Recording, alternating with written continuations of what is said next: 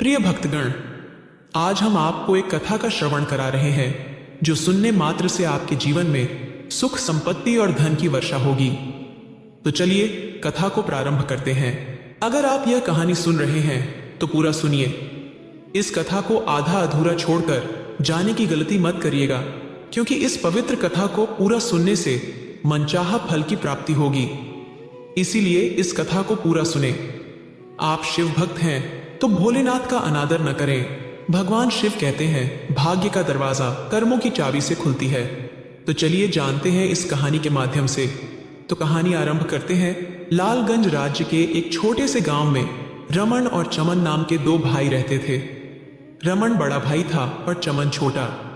चमन अपने पिता रामदेव के साथ खेतों में मेहनत करता था, जबकि रमन घर पर आराम करता रहता था। एक दिन रामदेव ने रमन से कहा, बेटा रमन, मैं अब बूढ़ा हो चुका हूं। तुम्हारा छोटा भाई मेरे साथ खेतों में खूब मेहनत करता है, लेकिन तुम दिन भर घर में आराम करते रहते हो। कल को तुम्हारा विवाह होगा और तुम्हारी संतान होगी। अगर तुम मेहनत नहीं करोगे तो अपने परिवार का पेट कैसे भरोगे?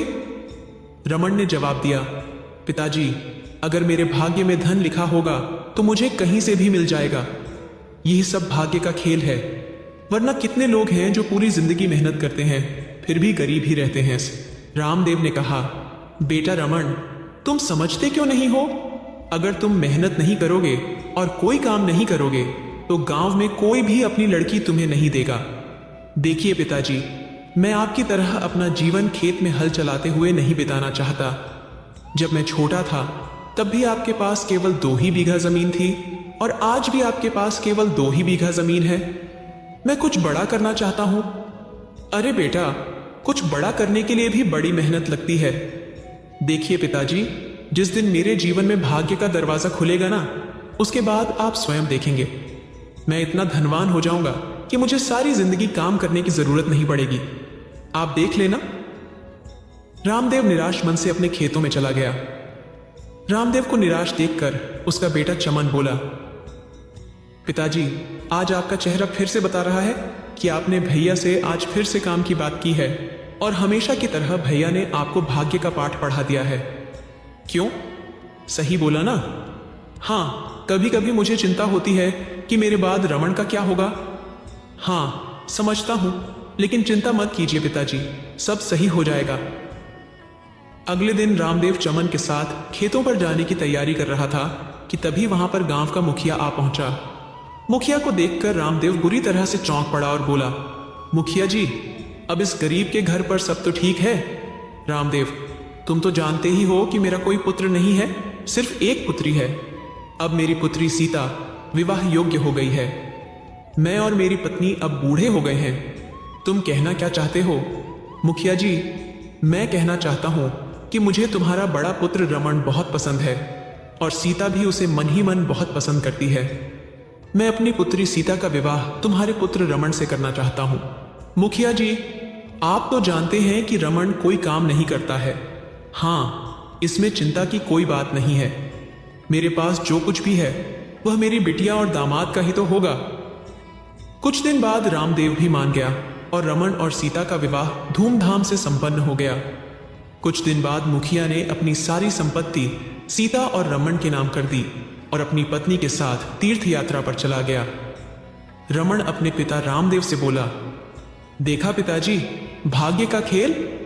मैं कोई काम नहीं करता था, मगर भाग्य का खेल देखिए, मुझे सीता जैसी सुंदर पत्नी मिली और मुखिया जी की सारी संपत्ति भी। रमन, बहुत बढ़िया, बहुत अच्छा। अरे बेटा, तुम मेरे बेटे हो, तुम्हारा भला सोचना मेरा काम है। मैं जो भी सोचूंगा तुम्हारे भले के लिए ही सोचूंगा।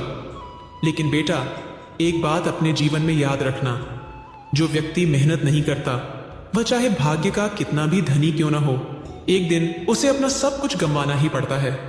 और हाँ, भाग्य हमेशा इंसान का साथ नहीं देता, यह मेरी बात याद रखना। अपने पिता की बात सुनकर रमन हंसता हुआ वहां से चला गया।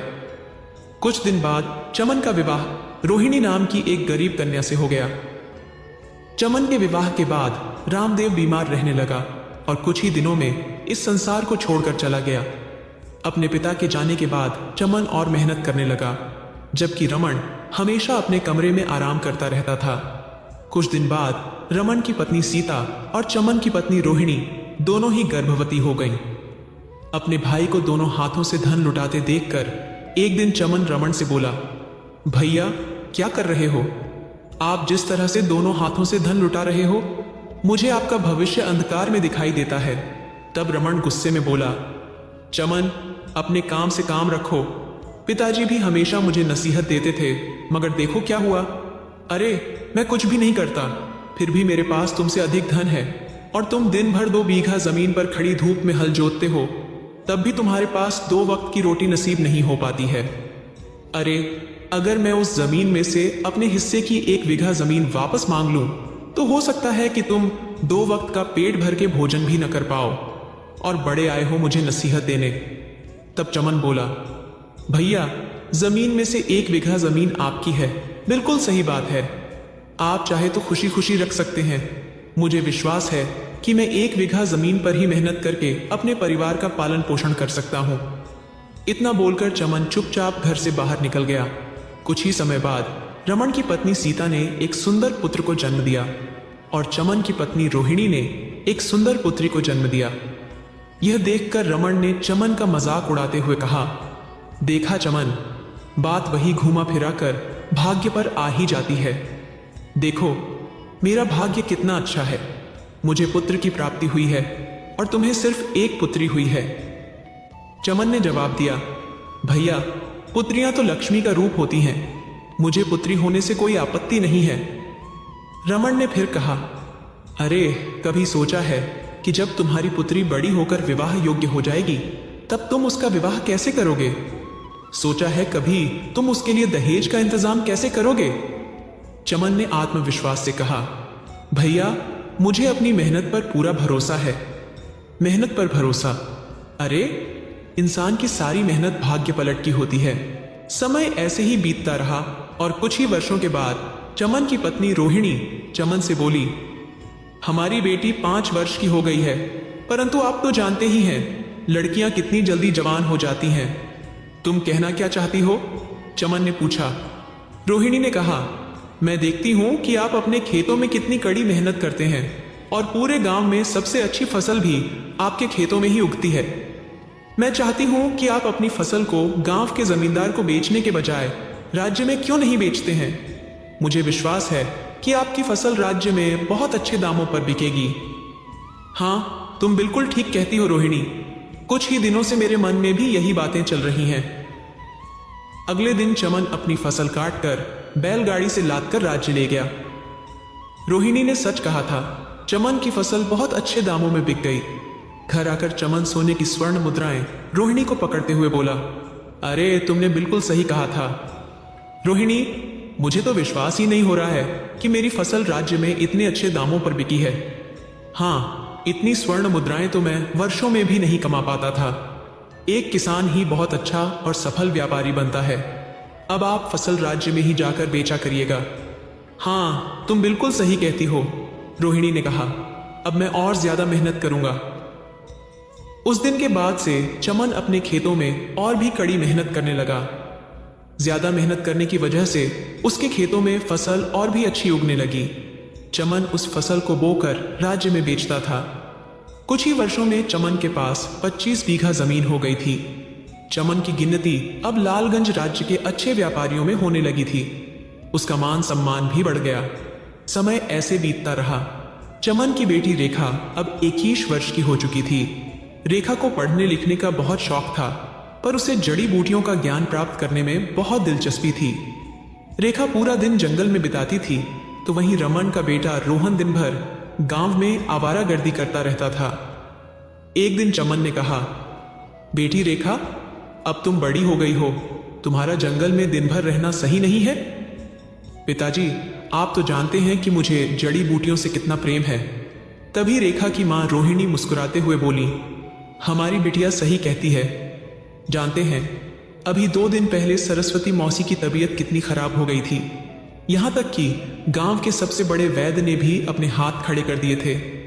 तब हमारी बिटिया रेखा ने ही जंगल से पता नहीं कौन सी जड़ी बूटी तोड़कर लाई, और जैसे ही उसने वह जड़ी बूटियां सरस्वती मौसी को खिलाई, सरस्वती मौसी ठीक हो गईं। यह देखकर तो वैद्य जी पूरी तरह से आश्चर्य में पड़ गए। कमाल की बात है, हमारी बेटियां इतनी ज्ञानी हो गई और हमें पता भी नहीं चला। तभी वहां पर चमन का बड़ा भाई रमन आ पहुंचा और चमन का मजाक उड़ाते हुए बोला, भाई चमन, अपनी बिटिया को जंगल में जड़ी बूटियों का ज्ञान प्राप्त करवाने की बजाय उसका ध्यान चूल्हा चौका में लगवा दो, क्योंकि विवाह के बाद तो उसे वही करना है ना। ये क्या करवा रहे हो तुम?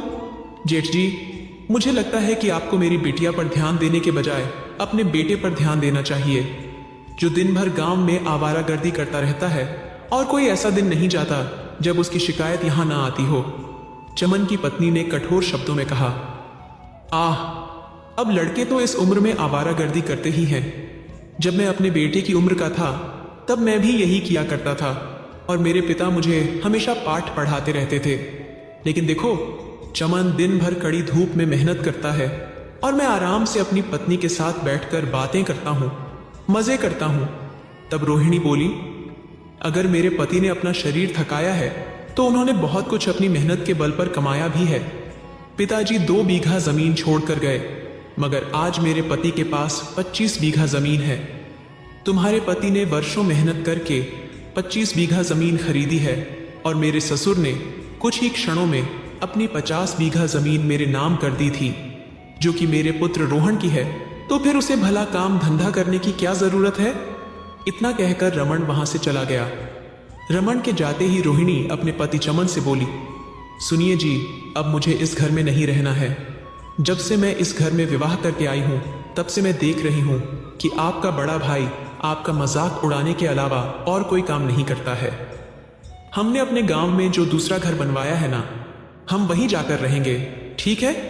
तुम जैसा चाहती हो वैसा ही होगा। चमन अपनी पत्नी और अपनी पुत्री रेखा के साथ अपनी मेहनत की कमाई से बनाए हुए दूसरे घर में रहने लगा। कुछ ही दिन ऐसे बीत गए। एक दिन रमन का बेटा रोहन जंगल में टहल रहा था कि उसकी नजर एक पेड़ के नीचे रखी हुई एक बड़ी पोटली पर पड़ी। इस पोटली का कपड़ा तो राजमहल में ही उपयोग होता है, आखिरकार यह पोटली यहां क्या कर रही है? रोहन ने सोचा और जैसे ही पोटली खोली तो उसकी आंखें चमक उठीं। रोहन ने देखा कि उस पोटली में स्वर्ण मुद्राएं और बेशकीमती हीरे मोती रखे हुए थे। रोहन सोचने लगा, इसमें तो बहुत सारे स्वर्ण मुद्राएं, हीरे और मोती हैं। तभी रोहन की नजर कुछ दूर खड़े एक व्यक्ति पर पड़ी। रोहन ने उस व्यक्ति को पहचान लिया। रोहन अपने आप से बोला, यह तो लालगंज राज्य के महाराजा विक्रम का मंत्री प्रताप सिंह है। यह यहां पर क्या कर रहा है? रोहन ने देखा कि प्रताप सिंह के साथ एक और व्यक्ति खड़ा था और प्रताप सिंह उससे धीरे धीरे बात कर रहा था। अरे, मैंने वर्षों में राजमहल से यह बेशकीमती हीरे मोती चुराए हैं। तुम एक काम करो, इन्हें दूसरे राज्य में मेरे मौसा को दे आओ, ठीक है? जैसी आपकी इच्छा। इसका मतलब यह हुआ कि यह चुराया हुआ है। अगर यह चोरी की हुई है तो फिर इस पर मेरा भी अधिकार हुआ। इतना कहकर रोहन ने उस पोटली को उठा लिया। अचानक प्रताप सिंह की नजर रोहन पर पड़ी और वह कड़क आवाज में बोला, अपने कदम वहीं पर रोक लो युवक। ये पोटली मेरी है, इसे ले जाने की गलती मत करना। रुक जाओ, मैंने तुम्हारी बातें सुन ली हैं। ये चोरी का धन है। अगर तुमने मुझे रोकने की कोशिश की तो मैं महाराज के सामने तुम्हारी सारी पोल खोल दूंगा। प्रताप सिंह गुस्से से रोहन को घूरने लगा, मगर रोहन ने उसे नजरअंदाज कर दिया और पोटली लेकर अपने गांव चला गया। प्रताप सिंह उस व्यक्ति से बोला, पता करो यह कौन है, इसे तो मैं सबक सिखाकर ही रहूंगा। इधर रोहन उस पोटली को अपने घर ले आया और उसे खोलकर अपने पिता रमन को दिखाने लगा। अरे, तुम्हारे पास यह सब कहां से आया? रोहन ने अपने पिता को सारी घटना विस्तार से बता दी और बोला, अब आप ही बताइए पिताजी, मैंने सही किया ना? रोहन ने इतना कहा ही था कि तभी वहां पर मंत्री प्रताप सिंह और राजा विक्रम सिंह के 2 सैनिकों के साथ वहां पर आ पहुंचे। प्रताप सिंह राजा विक्रम से बोला, ये देखिए महाराज, आप मुझसे पूछ रहे थे ना कि खजाने की बेशकीमती स्वर्ण मुद्राएं और हीरे मोती किसने चुराए हैं? ये देखिए महाराज, चोर आपके सामने खड़ा है और आपके खजाने से चुराया हुआ धन भी सामने पड़ा हुआ है। इस चोर का नाम रोहन है महाराज। सैनिकों, इसे बंदी बनाकर कारागार में डाल दो। ऐसा मत कीजिए महाराज, हमने कोई चोरी नहीं की है। बकवास बंद करो। जी तो चाहता है कि तुम्हें और तुम्हारी पत्नी को भी कारागार में डाल दूं। लेकिन तुम दोनों बूढ़े हो चुके हो और मैं नहीं चाहता कि तुम दोनों कारागार में अपना बाकी जीवन बिताओ। अपने बेटे को आखिरी बार देख लो, क्योंकि कुछ ही दिनों में इसे राज्य में सरेआम फांसी पर लटका दूंगा। लेकिन हाँ, इस जुर्म में तुम पति पत्नी बराबर के भागीदार हो, तुम्हें भी सजा मिलेगी और मैं तुम्हारी सारी संपत्ति जब्त कर लूंगा, यहां तक कि तुम्हारा घर भी छीन लूंगा। महाराज, ऐसा मत कीजिए। मैंने नहीं चुराया, बल्कि मंत्री प्रताप सिंह ने चुराया है। मैंने तो इसे जंगल से उठाया था, मैंने कोई चोरी नहीं की। बकवास बंद करो लड़के, एक तो चोरी करता है, ऊपर से झूठ भी बोलता है। सैनिकों, ले जाओ इसे। राजा विक्रम सिंह के सैनिकों ने रोहन को गिरफ्तार कर लिया और कारागार में डाल दिया। रमन और उनकी पत्नी की सारी संपत्ति भी जब्त कर ली गई और उन्हें उनके घर से धक्के देकर बाहर निकाल दिया गया। रमन अब सड़क पर आ चुका था। रमन रोते हुए अपने भाई चमन के घर पहुंचा और उसे सारी घटना बताने लगा। भैया, बात ऐसी है कि अगर आप रोहन को बचपन से ही मेहनत करना सिखाते तो आज आपको यह दिन नहीं देखना पड़ता। लेकिन आप ऐसा नहीं कर सकते थे, क्योंकि आपने तो अपने जीवन में खुद कभी मेहनत नहीं की थी। आप हमेशा भाग्य के सहारे ही जीते रहे और यही बात आपने अपने बेटे रोहन के दिमाग में भी डाल दी। अब आप क्यों रोते हो? तब चमन बोला, भैया, आप जैसा कहते हो वैसा ही तो हो रहा है, सब भाग्य का ही तो खेल है। अरे, मुझे तुम्हारी बात समझ में आ गई है चमन। मुझे बगैर मेहनत किए सब कुछ मिल गया था, इसीलिए मैंने कभी उसकी कदर नहीं की। अगर मैं अपने बेटे को अच्छे संस्कार देता, उसे तुम्हारी तरह मेहनती बनाता, तो आज मुझे यह दिन देखने नहीं पड़ते। ठीक है भैया, आप चिंता मत करिए। मैं कल अपनी बेटी रेखा के साथ महाराज से अपने भतीजे रोहन की बात करने के लिए जरूर जाऊंगा। आप बस चुप हो जाइए और चिंता मत करिए। अगले दिन चमन अपनी बेटी रेखा के साथ राजमहल पहुंच गया। चमन राजा विक्रम से कुछ कहने ही वाला था कि तभी एक दासी आकर बोली, महाराज, आपकी बेटी की तबीयत बहुत खराब हो गई है और कोई सुधार नहीं हो रहा है। राज्य के सबसे बड़े वैद्य ने भी हाथ खड़े कर दिए हैं। ये सुनकर राजा विक्रम बहुत चिंतित हो गया और चमन और रेखा की ओर देखकर बोला, तुम दोनों कल आना, हम तुम्हारी बात कल सुनेंगे। रेखा ने कहा, महाराज, अगर आपकी आज्ञा हो तो क्या मैं एक बार आपकी बेटी को देख सकती हूं? राजा विक्रम ने पूछा, लेकिन तुम मेरी बेटी को क्यों देखना चाहती हो? रेखा ने उत्तर दिया, मुझे जड़ी बूटियों का बहुत अच्छा ज्ञान है महाराज। राजा विक्रम ने कहा, तो तुम कहना चाहती हो कि बड़े बड़े वैद्य मेरी बेटी को ठीक नहीं कर पाए, लेकिन तुम कर दोगी? रेखा ने उत्तर दिया, जी महाराज, जब आपकी बेटी पर किसी भी वैद्य की जड़ी बूटियां असर नहीं कर रही हैं, तो मुझे एक मौका दीजिए, तो एक बार मुझे भी कोशिश करने दीजिए। हो सकता है कि मेरी दी हुई जड़ी बूटी खाकर वह ठीक हो जाए। राजा विक्रम रेखा और चमन को अपनी पुत्री के कक्ष में ले गया। रेखा ने देखा कि राजा विक्रम की पुत्री बिस्तर पर लेटी हुई थी। रेखा ने उसका हाथ पकड़कर देखा और कुछ देर बाद राजा विक्रम से बोली, महाराज, मैं अभी आती हूं। इतना कहकर रेखा वहां से चली गई। कुछ देर बाद वह एक जड़ी बूटी लेकर वापस आई। रेखा ने जैसे ही जड़ी बूटी राजा विक्रम की पुत्री को खिलाई, उसकी हालत में सुधार आ गया। यह देखकर राजा विक्रम की आंखें आश्चर्य से फैल गईं। राजा विक्रम ने रेखा की ओर देखकर कहा, वाह वाह, तुमने तो कमाल कर दिया। बड़े बड़े वैद्य हमारी पुत्री को ठीक नहीं कर पाए थे, लेकिन तुमने उसे ठीक कर दिया। शाबाश बेटी, मांगो, क्या मांगती हो? तब रेखा बोली, महाराज, आपने कुछ दिन पहले जिस रोहन को बंदी बनाया है वह मेरा भाई है। वह निर्दोष है। महाराज, दोषी कोई और नहीं बल्कि आपका मंत्री प्रताप सिंह है। एक बार आप उससे पूछिए, मुझे विश्वास है कि वह सच्चाई उगल देगा। रेखा की बात सुनकर राजा विक्रम गहरी सोच में डूब गया और फिर बोला, ठीक है, जैसा तुम चाहो। राजा विक्रम तुरंत अपने मंत्री प्रताप सिंह के पास गया और अपनी तलवार निकालते हुए बोला, सीधे तरीके से बता दो, दोषी कौन है, तुम या रोहन? मुझे सच्चाई का पता लग चुका है, लेकिन मैं तुम्हारे मुख से सुनना चाहता हूं। राजा विक्रम का यह रूप देखकर मंत्री प्रताप सिंह डर गया और उसने अपना जुर्म कबूल कर लिया। राजा विक्रम ने मंत्री प्रताप सिंह को उसी समय कारागार में डलवा दिया और रोहन को रिहा कर दिया। फिर राजा विक्रम ने चमन और रेखा को ढेर सारी स्वर्ण मुद्राएं, हीरे और मोती देते हुए कहा, मेरी तरफ से यह तुम दोनों का इनाम है। चमन, रेखा और रोहन ढेर सारे धन लेकर घर लौट आए। घर पर आने के बाद रमन अपने भाई चमन से बोला, हाँ, अब अच्छा लग रहा है। मुझे बहुत अच्छे से समझ में आ गया है। पिताजी सही कहा करते थे कि जो व्यक्ति मेहनत नहीं करता वह चाहे भाग्य का कितना भी धनी क्यों ना हो, एक दिन उसे सब कुछ गंवाना ही पड़ता है। और हाँ, भाग्य हमेशा इंसान का साथ नहीं देता है। रमन की बात सुनकर चमन मुस्कुराने लगा और उस दिन के बाद रमन सुधर गया और अपनी मेहनत करने लगा। साथ ही साथ अपने बेटे का भी जीवन सुधारने लगा। उम्मीद है आप सभी को ये वीडियो अच्छी लगी होगी। अगर आप शिव के सच्चे भक्त हैं तो चैनल को सब्सक्राइब और वीडियो को लाइक करके कमेंट में हर हर महादेव लिख दीजिए।